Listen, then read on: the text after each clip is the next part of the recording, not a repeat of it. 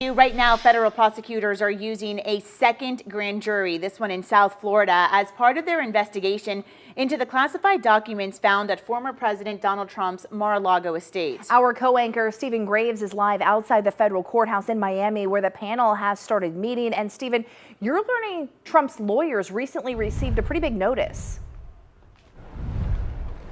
Aaron Nathalie, that is correct, and we are standing by here in Miami because that could lead to a possible indictment. Sources confirming that former President Donald Trump and his lawyers did receive a letter from Special Counsel Jack Smith's office informing him that he is the target of this investigation into those classified documents found at Mar-a-Lago. So again, what does this letter really mean? Experts say the point of it is to put the person on notice about the possibility of an indictment. Trump taking to Truth Social Wednesday, writing that he has done nothing wrong and is the target of the Department of Justice and the FBI. Sources confirm that the grand jury here in Miami is investigating the possible mishandling of classified documents at Mar-a-Lago. It is key to note that the Miami grand jury, in addition to a separate panel that for months has been meeting in the nation's capital, Washington, D.C., also regarding the former president and those classified documents.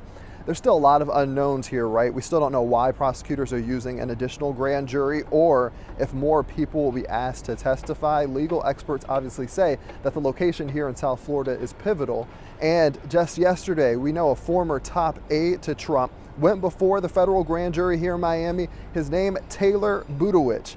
He now runs a super PAC raising millions for the Trump campaign, and he posted on social media shortly after his testimony calling this bogus and deeply troubling efforts here to use the power of government to get Trump. The grand jury has heard testimony from several witnesses beyond Budowich in recent weeks, but the full scope of who exactly they have called and who they intend to call, we're still trying to figure that out at this hour. Now, the Mar-a-Lago investigation, it's believed to be in its final stages, which again is why we're standing by to see if an indictment will be handed down. Meanwhile, we're learning former Trump White House advisor Steve Bannon, he's also being subpoenaed in the investigation of the January 6th Capitol attack. Special Counsel Jack Smith is also in charge of that case. Now, this investigation centers on the former president and his allies' alleged efforts to overturn the 2020 election.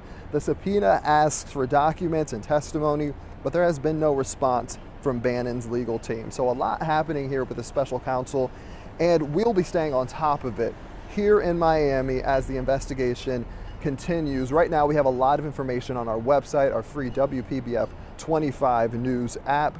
Coming up later at 6:30, you're going to hear from a legal expert about, again, the significance of this happening in South Florida. If an indictment is handed down, we'll also have to see what charges could be in that. You can count on us to keep you updated. For now, live here in Miami, Stephen Graves, Nathalie, Aaron, back to you.